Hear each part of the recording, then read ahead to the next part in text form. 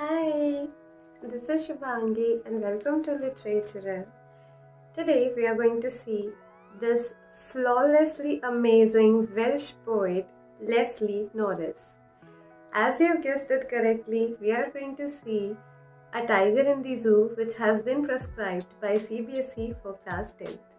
So let's quickly see the poetry.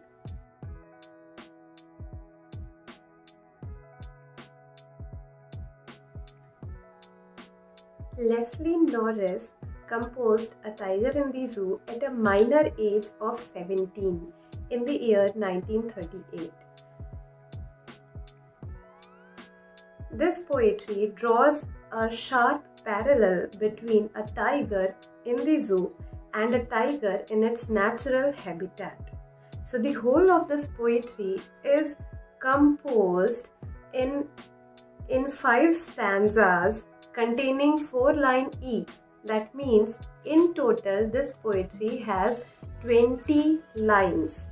Please remember that. Also, you need to keep a mark of it that the rhyming scheme of this poetry is A, B, C, B. Now let's quickly see the explanation and analysis of the poetry.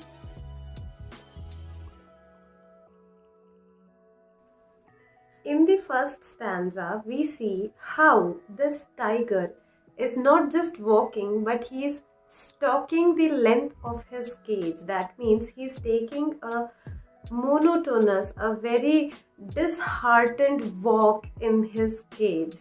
We get to see the depression of this tiger by words like velvet quiet and quiet rage. That means how his life is very depressing and monotonous in that cage. Moving on to the second stanza, we see a contrast in the life of a tiger in its natural habitat. That means life of a tiger in the jungle. In the jungle, a tiger would not be in a cage, would not be stalking the length of a cage, but the same tiger would be lurking. That means hiding himself behind the shadow of a tall and long grass.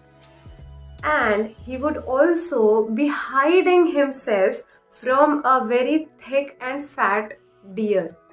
He would be hiding himself from that fat deer so that once the deer would come near, he would quickly hunt on that deer. Moving on to the third stanza, we find the same tiger in the jungle who would be snarling around the houses. That means he would be terrorizing all the people living in the village near that jungle. He would be having his fame, his dignity by terrorizing all the people in the village. This tiger is very well aware that all the civilians are scared of his snarling, of his baring his white fangs, that means his teeth, and also they are very scared of his claws. They know that how powerful that claw of the tiger is. So they are very afraid of this tiger. Moving on to the fourth stanza, we find how depressing and how saddened the life of this tiger is, because the same tiger is not in that jungle out there, but he is rather in this cage.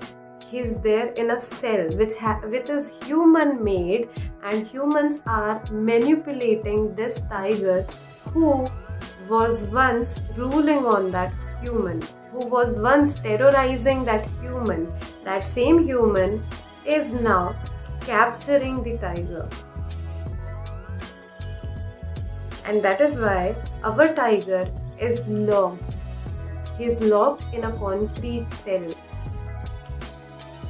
And all his strength, all his power is there, but it is behind the cage, so our tiger cannot use it anymore.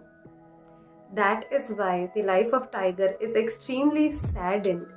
to the extent that he's now having no interest in the visitors. He's not entertaining the visitors, he's not taking any interest in the visitors, and he's just simply ignoring the visitors. That is the irony here. Remember how our same tiger was terrorizing the villagers, who is now ignoring all the humans.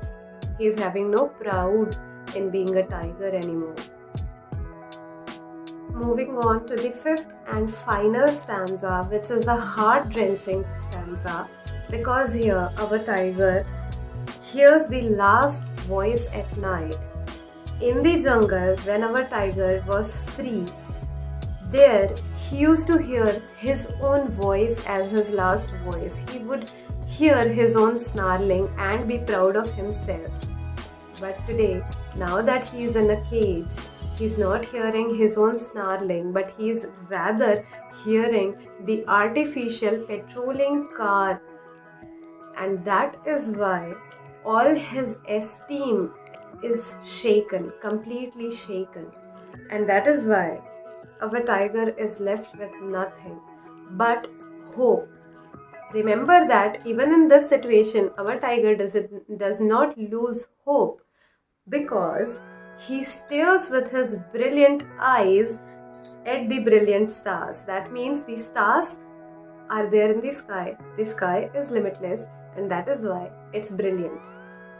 And that is why our tiger, whose eyes are fixed at the stars over there, it symbolizes how our tiger is still having a hope, still having a faith, and still believing that he can reach the limits of the limitless sky. If the sky is limitless, so is the ground, and once he will achieve his absolute freedom.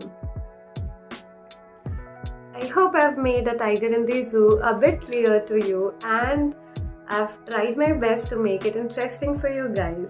So please let me know in the comment down below if you like this video.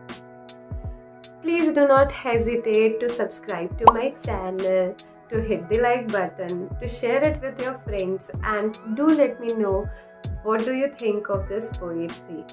And please comment down below which chapter do you need next. See ya!